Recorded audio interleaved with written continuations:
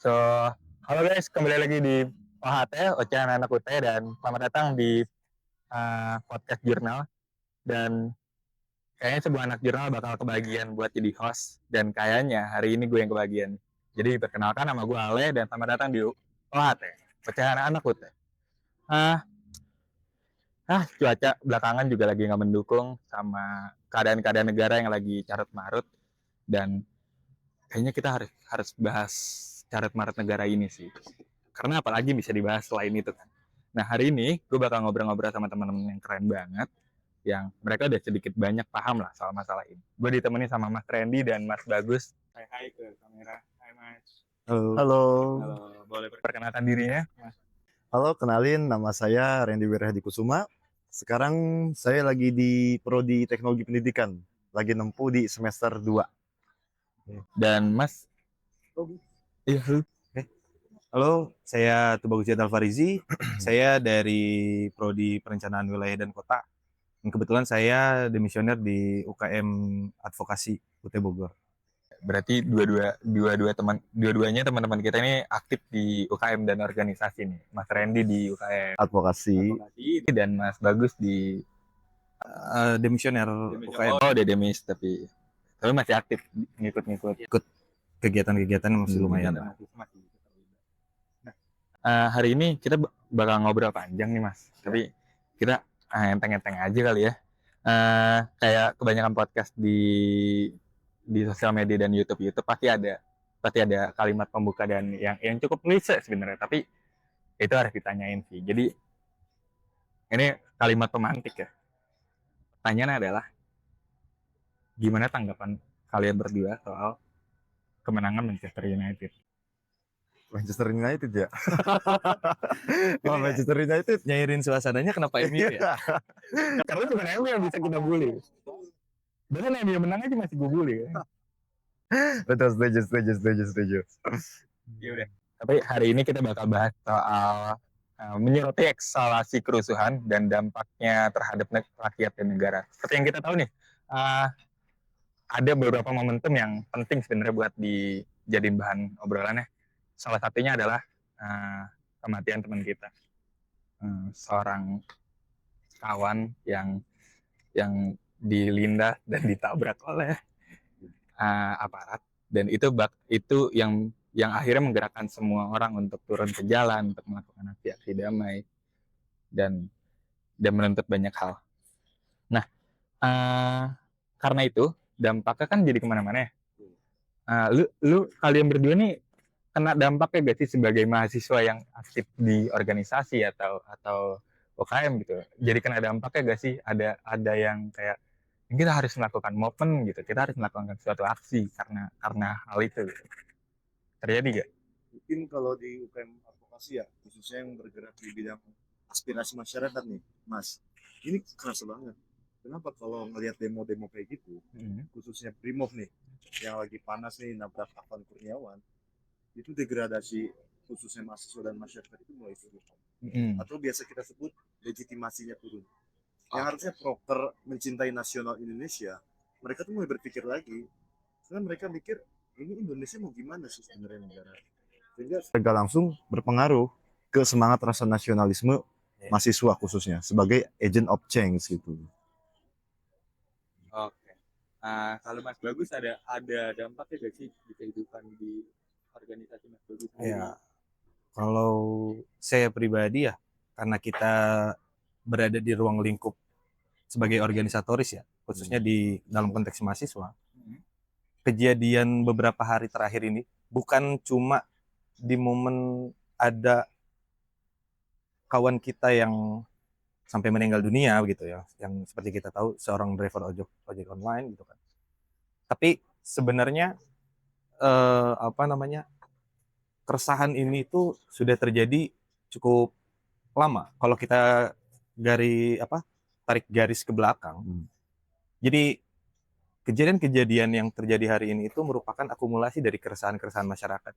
Jadi semakin lama menumpuk, jadi bom waktu, dan akhirnya pada momen terjadinya ya hal yang tidak kita inginkan tentunya ya, ada kawan kita yang sampai terlindas, itu sampai kehilangan nyawanya, itu jadi titik puncak tuh yang pada akhirnya meledak.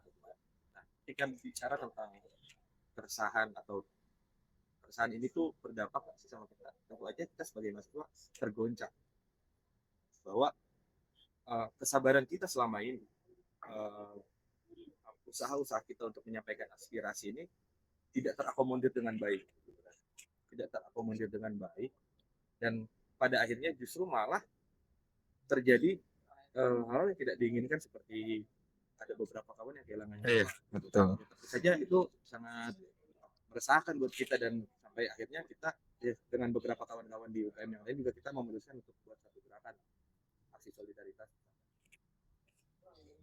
Berarti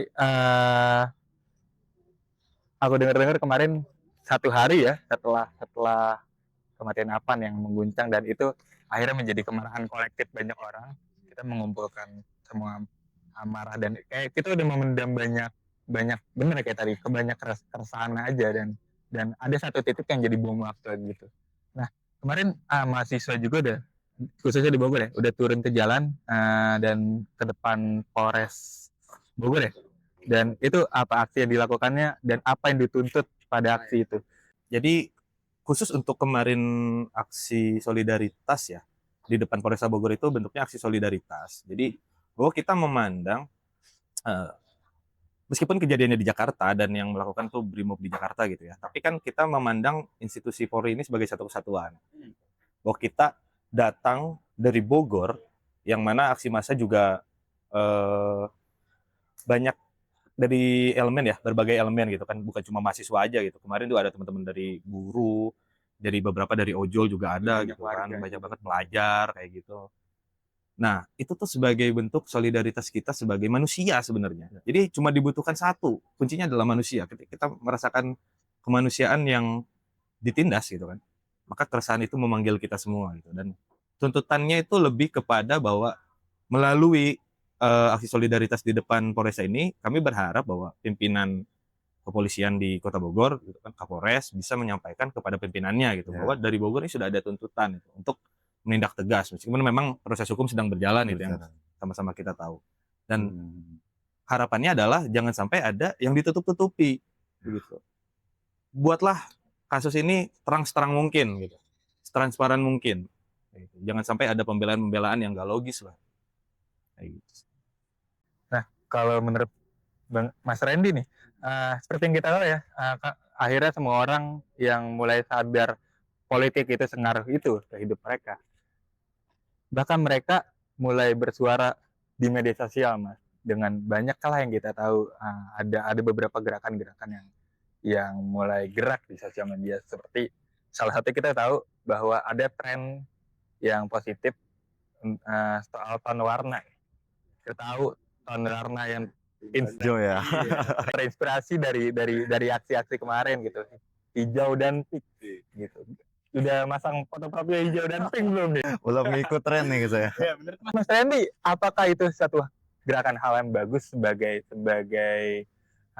itu sama aja kayak kita unjuk rasa juga kan, sebagai menyuarakan suara kita tapi dalam bentuk sosial media, dan bentuk-bentuk suara-suara di sosial media itu sengaruh itu gak sih gitu untuk mereka-mereka yang ada di sana, suara-suara kita di sosial media itu sengaruh itu gak sih? Karena aku juga dari kemarin-kemarin kan scroll timeline dan lihat-lihat di internet tuh ada beberapa orang yang sampai diancam hanya karena dia bersuara lewat media sosial, hanya karena dia repost aja, dengan sampai diancam. Itu kayak berarti sengaruh itu ya?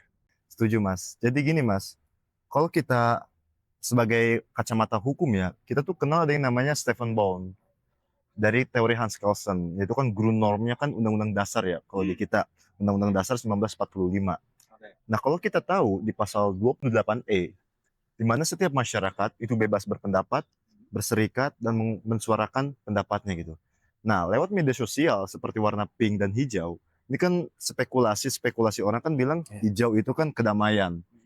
Dan pink itu merupakan bentuk aksi solidaritas kebersamaan untuk melawan. Apalagi kayak yang benar-benar beredar nih, One Piece, di mana gambar bendera tengkorak itu kan bentuk dari masyarakat yang ditindas oleh pemerintah, dan warna hitam itu merupakan bentuk negara yang sedang tidak baik-baik saja gitu. Sehingga secara tidak langsung kalau kita lihat secara sosiologisnya, ini berdampak banget, Mas Ale. Kenapa? Karena ini akan dilirik oleh negara lain, akan dilirik oleh negara lain. Sehingga kan kalau kita tahu sekarang nih, PBB udah mulai angkat suara Iya. terkait dengan demonstran-demonstran yang semakin terjadi ini. Apalagi itu boomingnya mulai munculnya warna-warna tersebut kan ketika kita ngelihat di salah satu fotonya itu ada ibu-ibu yang memakai hijab pink kan, Iya. menyerang aparat polisi gitu. Itu keren banget. Itu keren banget, itu keren banget. Saya Dan nggak komen deh. warna hijau itu melambangkan kedamaian. Masyarakat tuh ingin damai saja. Atau biasa disebut juga beberapa spekulasi itu jaket objek yang Iya. ditindas oleh Brimo. Sehingga warna pink dan hijau itu adalah bentuk aksi gitu. Seperti itu, Mas. Tapi kita tahu nih, beberapa aksi belakangan di Jakarta sampai semeledak itu, kita tahu lah gimana kemarahan-kemarahan kolektif ini ngebuat banyak orang turun ke Jakarta, dan mungkin nggak cuma di Jakarta ya, di Bogor, di seluruh Indonesia mungkin mulai menuntut dan mulai turun ke jalan untuk menyatakan aksi mereka. Nah, dari beberapa aksi mereka, kadang kok ngerasa ada yang kayaknya nggak gini deh gitu. Kayaknya harusnya nggak gini deh. Walaupun sebenarnya kita, kalau buat aku ya, kalau kita menilai seorang demonstran tanpa ikut berpartisipasi itu kayak ngapain gitu. Anarkis tuh nggak kayak gitu. Orang-orang di sosial media tuh kayak jangan rusak fasilitas umum, jangan. Nah, menurut aku ya emang harusnya nggak dirusak gitu. Nah, setelah banyak yang terjadi dan demo-demo dari teman-teman kita yang melakukan banyak unjuk rasa dan bersuara baik tadi di jalan, di Betul, sosial media, dan macam itu. Nah, aku mau tanya soal menurut kalian nih, kalian berdua ya, kebijakan apa sih yang bikin semua orang marah gitu? Kebijakan apa yang akhirnya bikin demo jadi sepanjang ini gitu, jadi berangkat kerja TJ-nya macet, pulang kerja Iya, betul, HP-nya betul. rusak, gitu. Menurut kalian apa nih? Dimulai dari Mas Bagus dulu mungkin. Oke, kalau menurut saya pribadi ya, pandangan saya pribadi ya, kita nggak bisa tuh mengkerucutkan. Karena tadi pertanyaannya kebijakan apa? Karena kemarahan ini, kerusuhan yang terjadi saat ini, demonstrasi yang terjadi saat ini, itu nggak cuma terpaku pada satu kebijakan aja. Iya. Tapi ya itu tadi kayak yang dari awal tadi saya sempat bilang bahwa ini ada akumulasi dari kekecewaan masyarakat sehingga menghasilkan kemarahan, kemarahan kolektif. Sebenarnya kan bukan hanya bicara tentang kebijakan, apa misalkan tunjangan anggota dewan yang naik kayak gitu kan, atau kebijakan masalah pajak, contohnya waktu di Pati masalah pajak gitu kan. Ya nggak cuma di kebijakan, tapi ada beberapa hal yang saya pribadi menyoroti itu sebagai satu yang tidak etis. Misalkan apa? Nir empatinya beberapa anggota dewan gitu kan. Di saat kondisi yang kayak gini, nah mereka tuh tunjangannya ditayakin. Betul, Tapi iya. apa yang mereka lakukan? Mereka joget-joget segala macam. Penghargaan, dikasih penghargaan Itu. sama Jadi presiden. gimana kita nggak kesel kan gitu Iya. ya? Bahas sederhananya gimana kita nggak kesel gitu. Indie Kitanya ekonomi gitu. masyarakat di tataran bawah ini kita lagi pusing lah masalah ekonomi dan Iya. segala macam. Tiba-tiba ada pejabat publik yang tunjangannya dinaikkan, kinerjanya dipertanyakan, tapi reaksinya tuh mereka malah yang kayak joget-joget. Jadi apa bahasanya nir empati lah kayak gitu. Itu sih kalau gua. Kalau dari Mas Randy gimana nih? Betul apa yang dikatain Kak Bagus ya, akumulasi kekecewaan masyarakat itu. Tapi saya khawatir aja sih ya kalau Indonesia tuh takut ada yang namanya fase the great economy, di mana negara tuh kolaps, runtuh ekonomi. Jadi gini, sebenarnya akumulasi kekecewaan karena kebijakannya ya, Randy sepil 2 aja ya, mungkin salah satunya tunjangan DPR kan, di mana tunjangannya sampai tembus 100 juta. Berarti artinya kan per harinya kan 3 juta lebih tuh. Ya. Nah tapi mari kita flashback ke tahun 2020. Yang pemicu awalnya nih ya, kalau menurut kajian Randy, itu di Undang-Undang nomor 11 tahun 2020, dikaitin sama PP nomor 35 tahun 2021. Tentang yang namanya outsourcing Ya. dan pemutusan kerja sepihak. Nah, dari pasca itu, banyak para pekerja-pekerja itu di PHK, tenaga kerja. Demo besar-besaran. Nah, di tengah-tengah kesulitan ekonomi itu, di kolaps atau bahkan di mix dengan tunjangan DPR. Ya. Nah, ini jelas ngerusak Iya. tatanan ekonomi kita. Artinya apa? Ini bertentangan dengan yang namanya responsive law, teori hukum dari yang namanya Philip Note. Sehingga wajar kenapa masyarakat begitu kesal, karena betul yang dikatakan Kak Bagus, akumulasi kekecewaan. Iya.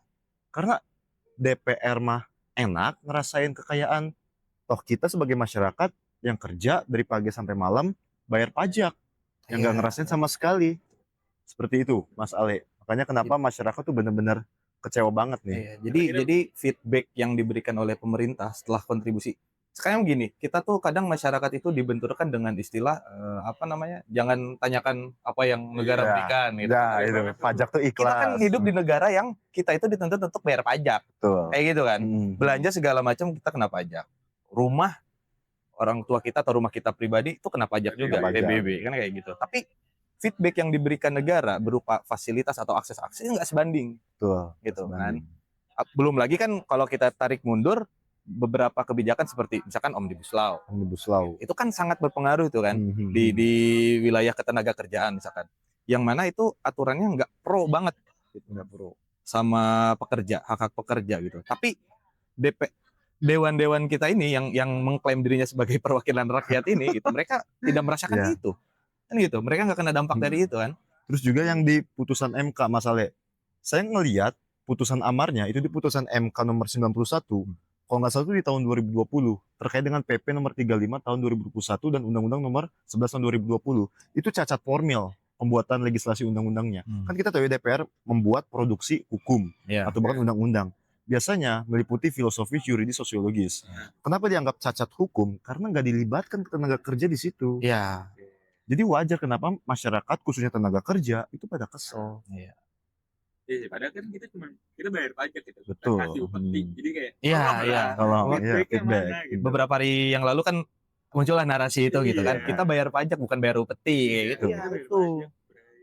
Kayak gitu. Ngomong-ngomong soal kemarahan-kemarahan keluarga ini, aku kan ngelihat beberapa waktu belakang ada penjarahan, ada berusaha sampai Penjaraan para pejabat itu ya. iya penjarahan, Oh, iya, ada iya, iya. pembakaran halte.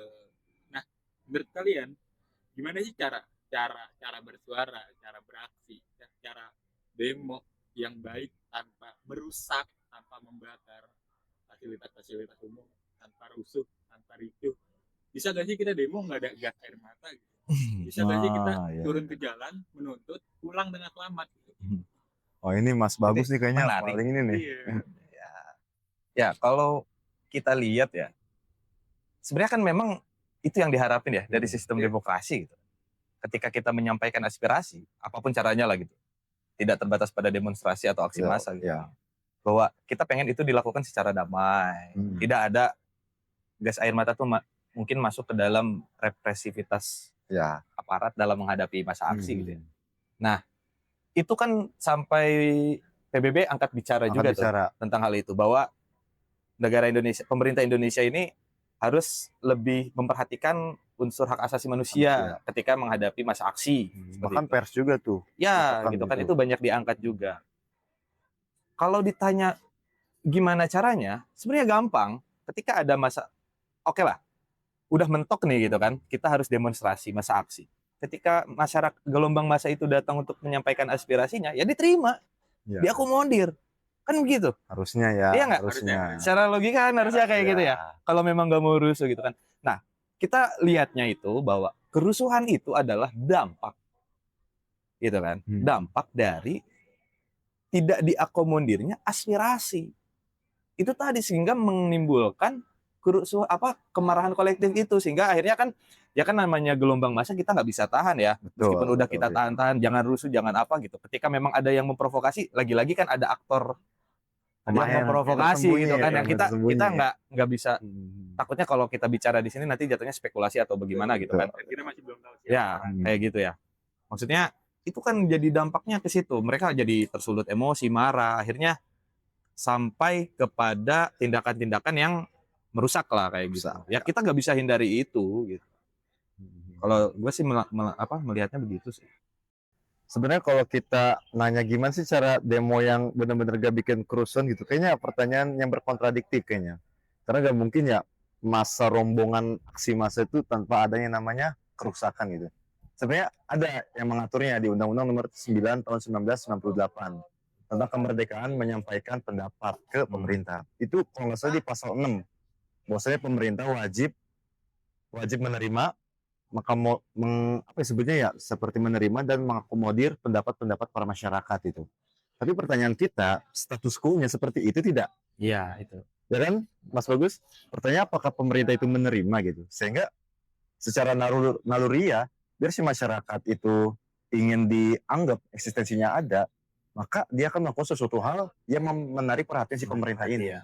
Salah satunya dengan Nah, tapi pertanyaan lagi yang sekarang lagi gambling-gamblingnya nih, Iya. yang ngerusak fasilitas itu siapa? Siapa? Gitu. Nah kan? Apakah memang murni Dari- masyarakat nah. aksi atau siapa kan? Padahal kita juga butuh halte itu gitu. Kita juga masih berangkat kerja, masih turun di Senen. Jadi kayak ngapain kita bakar? Masyarakat itu Itu kalau kita kasih edukasi biar ini nih loh, demo yang benar dan baik tuh. Tapi kalau ujung-ujungnya gak didengar buat Iya, pasti marah-marah juga gitu kan. pasti marah-marah juga seperti itu. Kita udah ngobrol banyak nih tadi selama 1 jam ke belakang. Dan aku punya pertanyaan terakhir.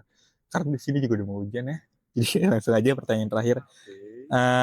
Ngomong-ngomong soal aspirasi nih. Sebagai mahasiswa, apa aspirasi kalian untuk pemerintah yang bisa membuat semua ini mereda dan terwujud gitu? Tuntutan-tuntutan kami, teman-teman kami yang ditahan, atau semua yang menurut kalian ini salah pemerintah dan harus dibenerin gitu. Apakah di reset lagi, dimulai dari awal lagi atau gimana?